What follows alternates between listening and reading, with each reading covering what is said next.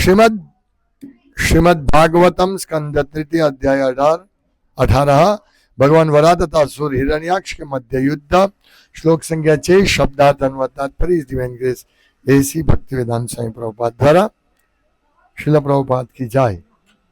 सतोद्यमानोरी दुरक्त तोमरहि दंश्राग्रगाम गाम उपलक्ष्य भीताम तोदमृषन्निरगादम्ब मध्याद ग्राहातः सकरेणुर्यथेवः।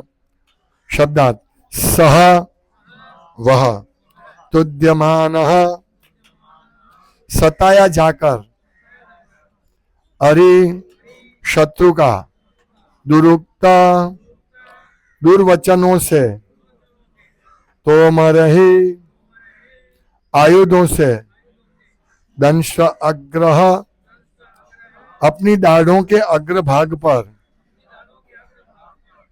गाम स्थित गाम पृथ्वी को उपलक्ष्य देखकर भीताम भयभीत तोदम पीड़ा मृषन सहते हुए निरगात बाहर निकल आया अम्बुमध्यात जल के भीतर से ग्राह घड़ियाल से आहतः आक्रमण किया गया सकरेणु हथिनी सहित यथा जिस प्रकार इबह हाथी। अनुवाद। यद्यपि भगवान असुर के तीर सदृश बेधने वाले दुर्वचनों से अत्यंत पीड़ित हुए थे, किंतु उन्होंने इस पीड़ा को सह लिया। वे अपनी दाढ़ों के अग्रभाग पर स्थित पृथ्वी को भयभीत देखकर जल में से निकलकर उसी प्रकार बाहर आ गए जिस प्रकार घड़ियाल द्वारा आक्रमण किए जाने पर हाथी अपनी सहचरी हाथिनी के साथ बाहर आ जाता है। तात्पर्य। मायावादी दार्शनिक यह कभी नहीं समझेंगे कि भगवान के भी संवेदनाएं होते हैं। यदि कोई उनकी स्तुति करता है तो भगवान प्रसन्न होते हैं।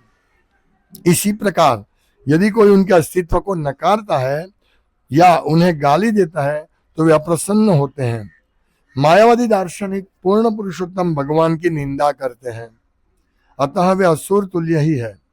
उनका कथन है कि ईश्वर के न कोई सिर है, न आकार है, न पांव, न हाथ तथा न कोई अन्य शारीरिक अंग है। दूसरे शब्दों में वे यह कहते हैं कि ईश्वर मृत या पंगु है। ईश्वर के संबंध में ऐसी भ्रांत धारणाएं उनके असंतुष्ट होने के कारण है। वे कभी भी ऐसे निराकार वर्णनों से संतुष्ट नहीं होते। यहाँ पर यद्यपि भगवान को असुर के मर्मभेदी शब्दों से पीड़ा हो रही थी, किंतु उन्होंने अपने परम भक्त देवताओं के संतोष के लिए पृथ्वी का उद्धार किया। इससे यही निष्कर्ष निकलता है कि ईश्वर हमारे समान संवेदनशील है। वे हमारी प्रार्थनाओं से प्रसन्न होते हैं और उनके प्रति दुर्वचनों से अप्रसन्न होते हैं। वे अपने भक्तों को संरक्षण प्रदान करने के लिए नास्तिकों के दुर्वचन सहने के लिए सदैव तैयार रहते हैं। ओम ज्ञान तिमिरांधस्य ज्ञानंजन शलाकया चक्षुरुन्मिलितं येन तस्मै श्री गुरवे नमः। नाम श्रेष्ठं मनमपि शचिपुत्रमत्र स्वरूपं रूपं तस्यामुरुपुरिमाधुरीं गोष्ठवतीं राधा कुंडम गिरिवरमहो राधिकामाधवा संप्राप्तु यस्य प्रतितो कृपया श्री गुरुं तं ततोऽस्मि वन्देऽहं श्री गुरु श्रीयुतपदकमलं श्री गुरुन् वैष्णवांश्च श्री रूपं सागरजातं सहगण रघुनाथान्वितं तं सजीवं साद्वैतं साद्वैतं परिजनसहितं कृष्ण चैतन्य देवं श्री राधा कृष्ण पादान् सहगण ललिता श्री विशाखान्वितांश्च हे कृष्ण करुणा सिंधु दीनबंधो जगतपति गोपीश गोपिका कांत राधा कांत नमोस्तुते तप्त कांचन गौरांगी राधे वृंदावनेश्वरी वृषभानुसुते देवी प्रणमामि हरिप्रिये वाञ्छा कल्पतरुभ्यश्च कृपा सिन्धुभ्येव च पतितानां पावनेभ्यो वैष्णवेभ्यो नमो नमः। श्री कृष्ण चैतन्य प्रभु नित्यानंद श्री अद्वैत गदाधर शिवासादि गौर भक्तवृंद हरे कृष्ण कृष्ण कृष्ण हरे हरे हरे राम राम राम हरे કે જે તો પછી 10-15 મિનિટનો ગ્રેપ રાખીને સાંભળવા આવી જાય પછી પાછું રાખજો કુકિંગ। हरे कृष्णा। यहाँ भगवान के दो चीज का हमें इस श्लोक से पता चलता है। एक तो भगवान अपने भक्तों के संरक्षण के लिए सब कुछ सहन करते हैं। यह लिखा है कि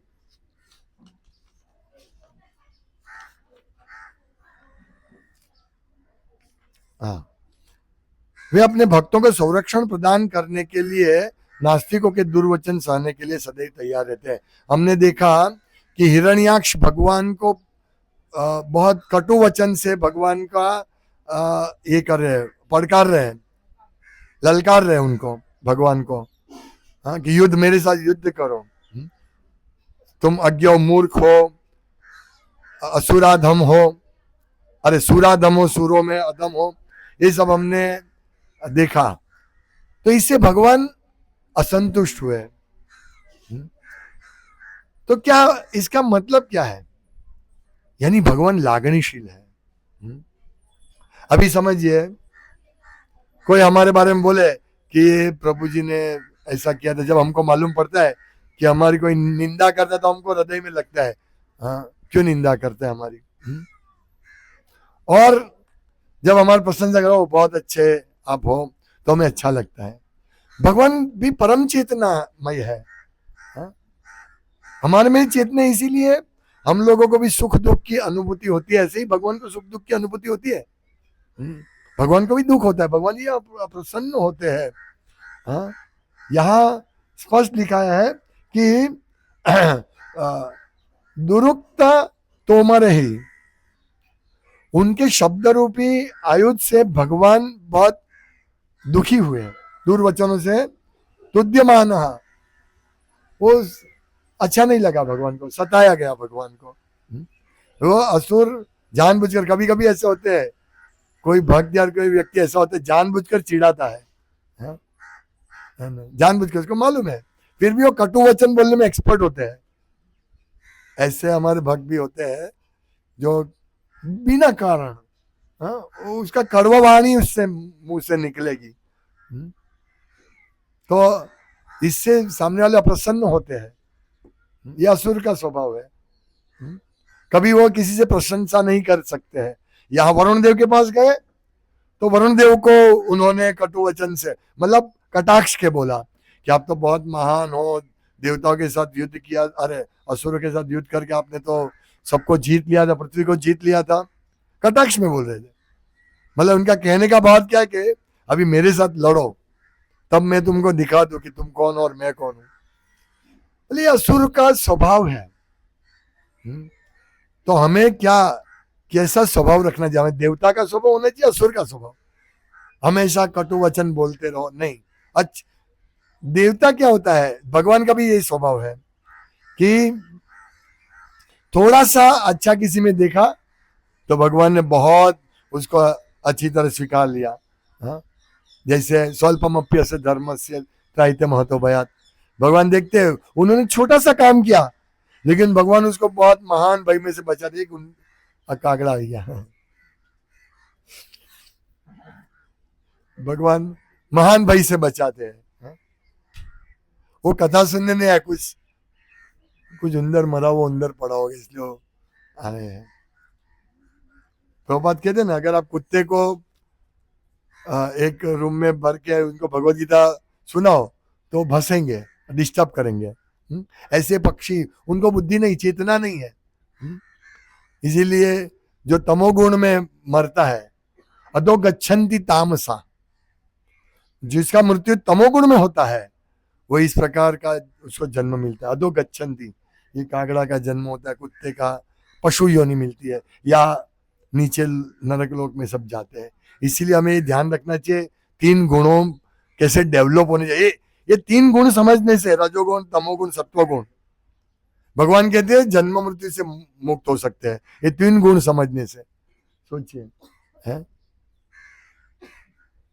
कितना महत्वपूर्ण है। 14वें अध्याय में है, भगवत गीता के 14वें अध्याय में 3 गुणों का वर्णन हुआ है। और भगवान कहते हैं ये 3 गुणों को जान लेने से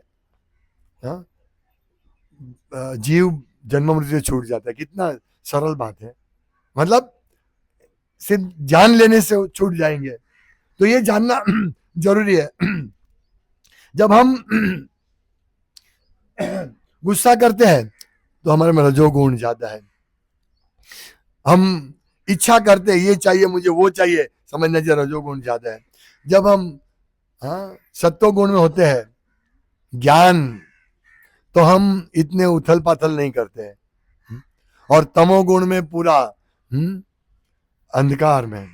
तो ये सब हमें जान लेना चाहिए। तो ये जो असुर लोग होते हैं वो रजोगुण और तमोगुण में रहते हैं। ये इनका प्रतिनिधित्व करे। वो भगवान को भी गाली देते हैं। सोचिए, भगवान की निंदा करते हैं।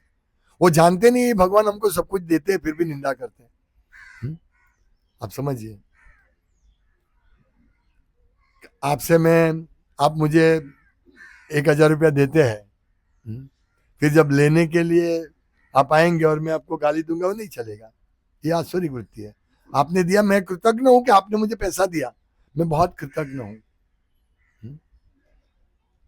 कोई एक भक्त बता रहे थे हम सब भक्तों के बीच में कि किसी को पैसा दिया, काफी पैसा दिया, जब मांगने गया तो बोला मांगने नहीं आना, नहीं तो कोर्ट केस कर दूंगा।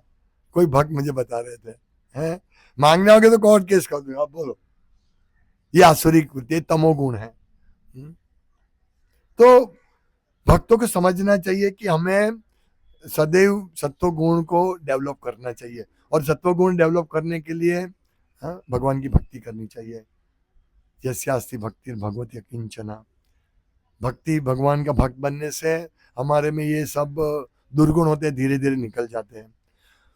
दुर्गुण के लिए प्रयास भी करना चाहिए, ऐसा नहीं कि दुर्गुण निकल जाएंगे। हमें धीरे धीरे प्रयास करना चाहिए। हमारी कहाँ गलती हो रही है, हमें एक लिस्ट बनाना चाहिए, मेरी कहाँ कहाँ गलती हो रही है, उसको मैं सुधारूं बारंबार। जैसे हमारी चर्चा होती है, जब बोलते हैं, ऐसे क्लास भी होते हैं, तब तो हमें कि मैं क्या ले रहा हूं इस क्लास में से। ये प्रवचन, ये भगवान की ये शिक्षा से मैं वास्तव में शिक्षा ले रहा हूं कि वो सेठ की चेतनी सिखामन झापा सुधी, बस यहाँ बैठे, क्लास खत्म हुआ, श्री प्रभुपाद की जाए, महाप्रसाद गोविंद है, और हम अपने काम में, और कथा अपनी, ये कथा इधर रह जाएगी। ऐसा नहीं होना चाहिए। हमें शिक्षा लेनी चाहिए। वैसे सबकी ग्रहण करने की शक्ति अलग अलग होती है। कोई पहले ही दिन में आके बोले मैं 16 माला करना चाहता हूँ, और कोई 16 साल के बाद भी सोचता है कि अभी नहीं, बाद में करता हूँ 16 माला। पहले ही दिन बोलता है कि भाई, उसको मालूम पड़ता है कि मुझे दीक्षा चाहिए, तो इमीडिएटली दीक्षा के लिए दौड़ता है। यस, क्या करना चाहिए मुझे, और कोई सालों साल तक नहीं लेते। तो इस प्रकार हमें शिक्षा समझनी चाहिए। ये बहुत ही हम भयंकर युग से पसार हो रहे हैं। अब देखिए, जब अर्जुन को युधिष्ठिर महाराज ने भेजा भगवान का संदेश लेके आओ, क्या भगवान हमारे लिए क्या आदेश है, तब जब 6 महीने हो गए अर्जुन वापस नहीं आए, तब युधिष्ठिर महाराज को सब अपशुकन दिखते हैं। ये कलयुग की शुरुआत से क्या अपशुकन दिख रहे हैं, आप सोचिए। अभी कलयुग को 5000 साल हो गया, तो इससे भयंकर स्थिति है ना। तब युधिष्ठिर महाराज ने बोला अभी हम रहना नहीं चाहते, क्योंकि कृष्ण भी नहीं है, चले गए, तो हम तुरंत शीघ्र इस जगत से जाना चाहते हैं। तो हमारा भी ऐसा उत्सुकता होनी चाहिए कि अभी इस जगत में हमें रहने जैसा कुछ नहीं है। सब जगह दुख, पीड़ा, त्रिताप से हम, त्रिशूल से हम लोग पीड़ित हैं। इसीलिए जल्दी से जल्दी इस जगत से निकले। तो कैसे निकले, तो यहां हिंट दिया है कि भगवान 2 चीज, एक तो भगवान को दुर्वचन इन्होंने बोला हिरण्याक्ष ने, लेकिन भगवान ने क्या सहन किया, किंतु उन्होंने इस पीड़ा को सहन कर लिया। किसने? भगवान ने। किसके लिए? क्योंकि या भीताम गामुपलक्ष्य भीताम दष्टांग्र गामुपलक्ष्य भीताम। उनके दंत के ऊपर पृथ्वी थी और वो क्या थी? उपलक्ष्य भीताम। उनको भीताम उपलक्ष्य देखा, ये डर रही है पृथ्वी डर रही थी क्योंकि वो असुर ने फेंक दिया था। हम भी डरे हुए हैं ना, कभी कभी हमारे साथ क्या हो रहा है असुर से परेशान होके, हाँ, हम त्रिताप से परेशान होके डर रहे हैं ना।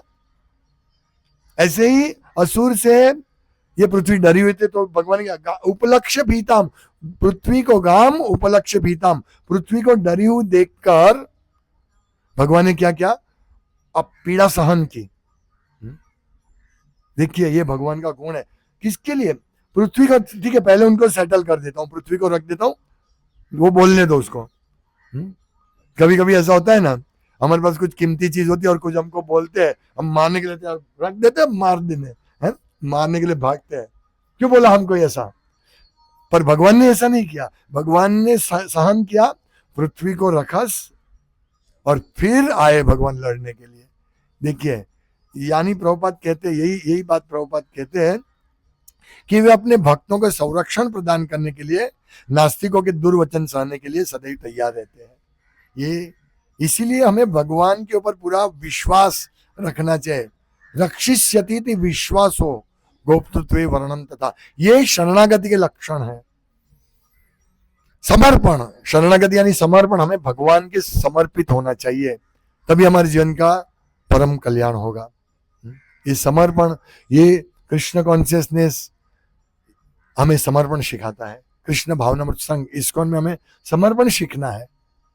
हम बहुत सारी चीज इस्कॉन में आके सीखते हैं, इधर उधर की बातें भी सीखते हैं, क्योंकि सब भक्त इधर उधर से आते हैं, इसीलिए यहाँ की वहां की बातें सुनते हैं।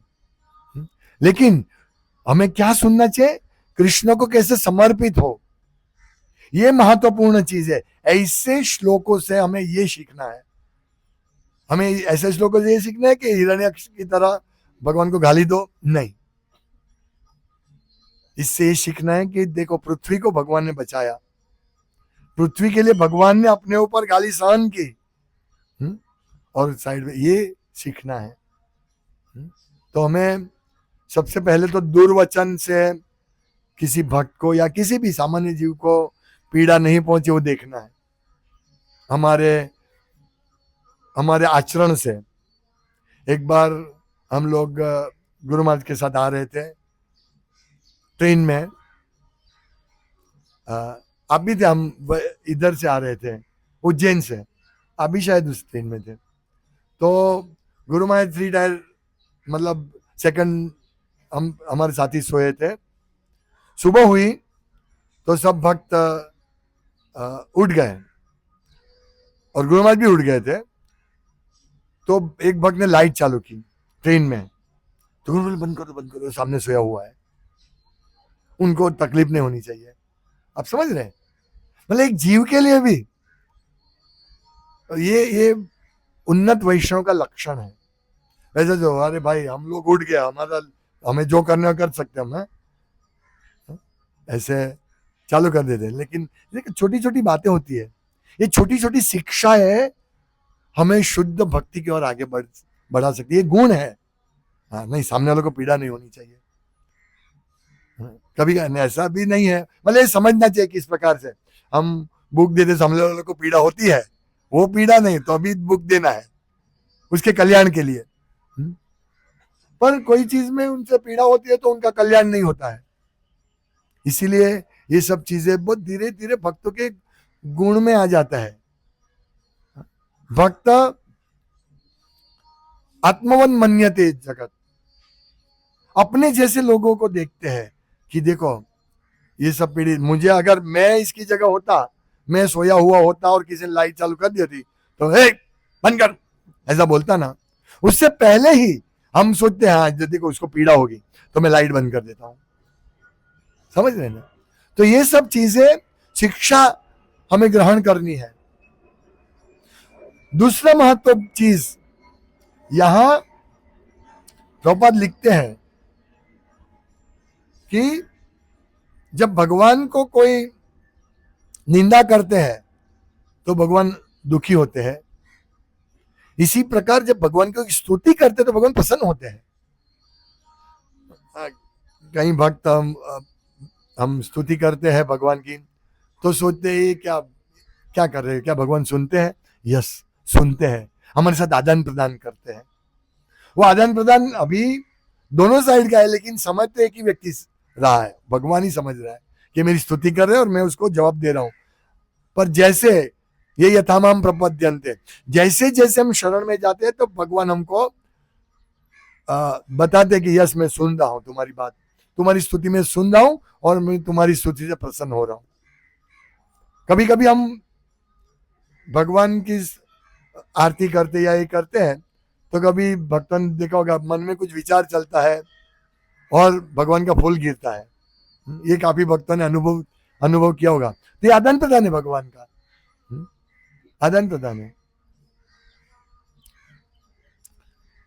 मायापुर में एक बार ये जननिवास प्रभु या पंकज अंगरी प्रभु बता रहे थे, जननिवास प्रभु एक बुक में लिखा कि एक बार नृसिंहदेव भगवान की आरती हो रही थी तो एक फूल गिरा या कुछ ऐसा हुआ, तो हेड पुजारी ने बोला, वहां सब खड़े थे, बोला आपने किसी ने कुछ प्रार्थना की थी? तो एक माता जी ने बोला हाँ हाँ मैंने प्रार्थना की थी। तो इस प्रकार भगवान आदान प्रदान करते हैं। ऐसा नहीं है भगवान पत्थर है या भगवान फोटो है, ये साक्षात भगवान है। और यही अनुभूति कि ये साक्षात भगवान है वो भी एक बहुत बड़ी अनुभूति है। इसीलिए जब भक्ति रसामृत सिंधु में बहुत सारे नियम है, भगवान के सामने जाए तो जोर जोर से बात नहीं करनी चाहिए, किसी की निंदा नहीं करनी चाहिए। हाँ, वो क्यों? क्योंकि भगवान है। ये रियलाइजेशन धीरे धीरे होना चाहिए। कभी कोई आते हैं जोर जोर से चिल्लाते इधर आ इधर आ, रुको रुको भगवान है। एक बार मैं प्रार्थना कर रहा था तो एक भक्त आया, वो भगवत गीता के लिए उनको उनके साथ हिसाब करना था, तो मतलब 2 मिनट में आया, मैं स्तुति कर रहा हूँ। तो फिर 2 मिनट हुई, बोला प्रभु, मैं बोला 2 मिनट बस लगेगी, मतलब इतने अधीरे हो रहे थे। अभी जैसे कोई 2 व्यक्ति बात कर रहे हैं तो तीसरा व्यक्ति तो ठीक है बात तो खत्म होने दो, ऐसे तो लोग समझते नहीं है। ये ठीक है यहाँ बैठ के प्रार्थना करे, कौन सुनने वाला है प्रार्थना। इसीलिए कोई कोई तो आते इधर ऐसे, हाँ बहुत अच्छा मंदिर है, भगवान को नहीं देखते, सब कुछ देखते हैं। मेरा एक रिलेटिव आया था मंदिर में, बोले तो मंदिर में कितना गंदा है। मतलब क्या गंदा दिखा आपको? मतलब ऑल्टर में, मतलब सब तो सब था। तो ऐसा होता है कि देखने क्या है, कृष्ण को देखो। मथुरा प्रभु छोटे थे ना, तो मंदिर में आते थे, दर्शन करके मतलब प्रणाम करके निकल जाते। बोला गौर नहीं था कौन है मालूम है? नहीं, कितने साल तक मालूम नहीं था उसको। तो ऐसा है, ये साक्षात भगवान है। तो जैसे जैसे हमारी हमारी भक्ति में प्रगति होगी वैसे वैसे हमारा रियलाइजेशन, भगवान हमको उस प्रकार से उस जितना हमारा समर्पण है उस समर्पण के अनुपात में भगवान हमारे साथ आदान प्रदान करते हैं। ये यथामाम प्रपद्यन्ते। ये बहुत मतलब भगवान एक व्यक्ति है, परम व्यक्ति है। जैसे हम बैठे हम बात कर रहे हैं, चल भाई बताओ बताओ, तो क्या भाई मुझे क्यों बोल रहे हैं? लग रहा है ना क्यों बोल रहे हैं मुझे प्रभु जी? ऐसे ही भगवान को लगता है। लेकिन जब भगवान के भक्त, शुद्ध भक्त भगवान से झगड़ा करते हैं तो भगवान को वो वेदों से भी अच्छा स्तुति उनको लगती है भगवान को। जैसे गोपियों का केस में हमने देखा, गोपी को भगवान ने बोला बांसुरी बजा के सबको अट्रैक्ट करके गोपियां रात को आधी रात को सब छोड़ के आ गए, अपने पति पुत्र घर परिवार कुकिंग भी कोई करे तो सब छोड़ के आ गए। और जब आए तो क्यों आए आधी रात में? अकेला मैं पुरुष हूँ, आप स्त्री हो, ये जंगल में पशु पक्षी होंगे, पशु ये विकराल वाघ से होंगे, आपको डर नहीं लगता है? गोपी बोलती है आपने हमको बुलाया, एक तो बांसुरी बजा के, फिर भगवान को गाली देते, मतलब भगवान को भर्त्सना करते हैं कि आप कैसे हो। तो भगवान को वो भी अच्छा लगता है, लेकिन ये असुर भर्त्सना करते हैं ना, क्योंकि उनका हृदय में भगवान के प्रति प्रेम है। प्रेम है, जैसे पति पत्नी, प्रेमी प्रेमिका बीच में कभी झगड़ा होता है तो दोनों अच्छी तरह लेते हैं, सॉरी बोलते हैं एक दूसरे को। तो इस प्रकार से, पर जब हम भगवान को कोसते हैं, कभी कभी ऐसा होता है भगवान कितना दुख दर्द दे रहे हो, कितना पीड़ा दे रहे हो, अभी तो बंद करो, तो भगवान को अच्छा नहीं लगता है। मैंने कहा तुमको पीड़ा दिया, तुमने शराब पिया, तुमने तंबाकू खाया, तो तुम्हारा मुंह बंद हो गया, तुम्हारा ये काटना पड़ा, तो मैं क्या करूं? भगवान देखो तुम्हारा भगवान ऐसे है, मुझे ये कर दिया, मेरा मुंह ऑपरेशन करवाना पड़ा, भगवान क्या करेंगे? समझ रहे ना? इसीलिए हमें कभी भी फरियाद नहीं करनी चाहिए भगवान को कि भगवान कितना दुख देते हो आप। नहीं, भगवान दुख नहीं देते। हाँ, ये फरियाद कर सकते, मतलब हम भगवान से प्रार्थना कर सकते हैं कि भगवान मुझे दुख हो रहा है मेरे कुकर्मों के कारण से, लेकिन आप मुझे दुख सहन करने की शक्ति दीजिए, मैं आपके विरोधी नहीं हो जाऊं कभी भी जीवन में। यही प्रार्थना होनी चाहिए, तो भगवान को अच्छा लगेगा।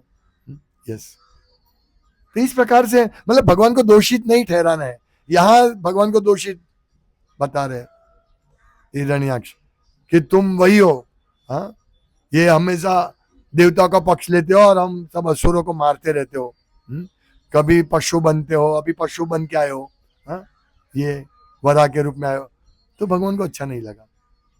तो ये यही शिक्षा है कि हमें किस प्रकार से हमारा भक्तिमय जीवन पसार करना, समर्पण भगवान को। एक एक दिन हमारा जाता है, हम भगवान के समर्पित होते कि नहीं देखना चाहिए। 4 दिन पहले मेरे एक साधु भाई, कजिन साधु भाई का एक्सपायर हो गया, मेरे उम्र के ही थे, उनको कैंसर था, 1 साल पहले डिटेक्ट हुआ और 1 साल के अंदर पूरा फिनिश हो गया। तो दिन प्रतिदिन जा रहे, हमारा कितने साल जा रहे हैं? तो हमें नोट करना चाहिए कि पिछले साल से मेरा कुछ प्रगति हुआ, भगवान के प्रति मेरा समर्पण बढ़ा, भगवान के प्रति मेरी सेवा बढ़ी, या ऐसा ही हो सालों से जो चल रहा है वही अभी भी चल रहा है। ये सब हमें ये करना चाहिए, कुछ परिवर्तन हुआ कि नहीं, मेरा सेवा का उत्साह बढ़ा कि नहीं। मैं मतलब ये हृदय से होना चाहिए कि मैं सेवा करता हूं कि नहीं, हृदय से सेवा करता हूं कि नहीं, मैं किसी को कटु वचन बोलता हूं कि नहीं, ये रियलाइज भी होना चाहिए। कभी कभी कोई फरियाद करेंगे कि प्रभु आपने इनको ऐसा किया था, आपने ऐसा बोला, मैंने थोड़ी कुछ बोला था, मालूम भी नहीं पड़ता है, मैंने थोड़ी बोला था। तो ऐसा हमें समझना चाहिए कि हम किसी को कटु वचन बोलते हैं तो वो नाराज तो होता है ना, ये भी एक रियलाइजेशन है कि मैं किसी को कटु वचन बोल रहा हूं, मुझे अनुभूति होनी चाहिए, मुझे ऐसा होना चाहिए, हाँ मैंने उनको बोला, थोड़ा हृदय में ग्लानि होनी चाहिए, पश्चाताप होना चाहिए, मैंने क्यों बोला उनको। तो ये हमारा डेवलप होना चाहिए, यही गुण है। दुर्गुण ने बोला हाँ वो तो ऐसा ही था इसलिए मैंने बोल दिया, मैंने भी उसको पकड़ा दिया, वो मुझे बोलता मैंने भी उसको पकड़ा दिया, सीधा मुंह पे बोल दिया। नहीं, हमको ऐसा नहीं बनना है, उसको बोलने दो, ऐसे स्वभाव होते हैं, उसको बोलने दो, फिर धीरे धीरे सुधरेगा वो, क्या कर सकते। कभी जन्मों जन्म लगता है, बहु जन्मे करे यदि श्रवण कीर्तन, अनेक जन्म भी लग सकता है, ऐसा नहीं यही जन्म में हो जाएगा। इसीलिए हम लोगों को तो इसी जन्म में वो सब अनर्थ निकाल देने हैं, यही हमारा ये होना चाहिए। तो इसके लिए सेवा, अच्छी सेवा में लगो, अच्छी साधना करो, भागवतम पढ़ो, ये सब शिक्षा है, वही तो हमको सिखा रहे हैं हमें क्या करना चाहिए क्या नहीं करना चाहिए। तो इस प्रकार हमारा जीवन धन्य होगा, सफल होगा। ये अगर इस प्रकार का डेवलप होगा तो हमको भी सुख रहेगा। अभी देखो कोई ऐसे लोग होते हैं उसके पास जाने से तुरंत ऐसा लगता है इसके पास नहीं जाए तो अच्छा है, वो तुरंत ही भड़क जाता है। तो ऐसे किसी को अच्छा नहीं लगता, वो व्यक्ति को भी अच्छा नहीं लगता। सबके ऊपर भड़कना, ये सब करना उसको भी अच्छा नहीं लगता है। उसके हृदय में भी थोड़ी पीड़ा रहती है। तो हमें ये सब सीखना है, ये छोटी छोटी बातें, छोटी छोटी बातें। एक बार क्या हुआ कि गुरु महाराज रूम में थे, तो गुरु महाराज के एक डायरी है, उसमें से वो पन्ना फाड़ते हैं। एक दिन हुआ तो पन्ना फाड़ देते हैं कि आज दिन का ये प्रोग्राम शेड्यूल, तो पन्ना फाड़ के इतना छोटा टुकड़ा रख देते साइड पर। अभी किसी ने वो टुकड़ा लेके वॉश बेसिन में डाल दिया, और वॉश बेसिन में गया अंदर तो वो ब्लॉक हो गया वॉश बेसिन। फिर गुरु महाराज को मालूम पड़ा ये टुकड़े की वजह से। गुरु महाराज ने 1 घंटा लेक्चर दिया। ये छोटी बात है, इसमें क्या फाड़ के फेंक दिया, कभी कभी हम करते नहीं, पड़ी का फेंक दिया, ये छोटी बात है। पर ये शिक्षा मिलती है कि नहीं, हमको छोटी छोटी बातों पे ध्यान रखना है। इसी प्रकार हमारे जीवन में जो भी छोटी मोटी बातें होती है ध्यान रखना चाहिए, एक एक चीज पे। हम किसी को बोलते हैं, कोई हमको बोलते हैं, इसमें से क्या शिक्षा लेनी है, हाँ? हमें कैसे होना चाहिए, कैसे सुधरना चाहिए, ये सब शिक्षा धीरे धीरे धीरे लेनी पड़ेगी। इसीलिए भागवतम बहुत आवश्यक है। भागवतम की शिक्षा, भगवत गीता की शिक्षा, भक्तों का संग, ये सब हमको सिखाते हैं। भक्तों के संग में रहो, कोई बोलता है तो समझो कि ये बोलने वाला है, पर मुझे ऐसा नहीं करना, मुझे इस भक्त जैसा नहीं बनना है। तो इस प्रकार धीरे धीरे धीरे हम शिक्षा लेंगे तो हम एक दिन बहुत ही सुसुखम, सुख की अनुभूति करेंगे भगवत गीता भागवतम पढ़ते। क्योंकि इसमें लिखा है, जैसे ये भगवान की भर्त्सना करते हैं, नहीं नहीं, हम भगवान की भर्त्सना नहीं करेंगे, हम तो भगवान की स्तुति करेंगे। तो इस प्रकार धीरे धीरे शिक्षा हमको लेनी है। हरे कृष्णा। श्रीमद् भागवतम की जय। श्रील प्रभुपाद की जय। वंशकल्पतरुभ्यश्च कृपासिन्धुभ्यो वैष्णवेभ्यो नमो नमः।